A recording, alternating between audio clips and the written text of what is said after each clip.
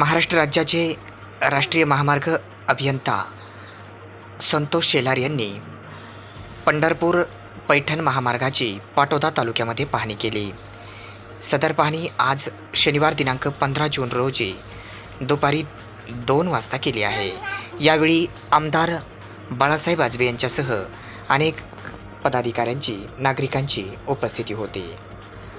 आज पाटोदा तालुक्यामध्ये महाराष्ट्र राज्याचे CA संतोष शेलार, राष्ट्रीय महामार्ग अभियंता मुंबई यांनी पैठण पंढरपूर रोड या संदर्भामध्ये पाटोदा तालुक्यामध्ये राक्षस भुवन, कारेगाव, नाळवंडी, डोंगरकिनी, मळेकरवाडी घाट, चुंबळी फाटा, पाटोदा, राजमोहम्मद चौक तसेच पारगाव, अनपटवाडी या ठिकाणाहून गेलेल्या महामार्गाची पाहणी केली.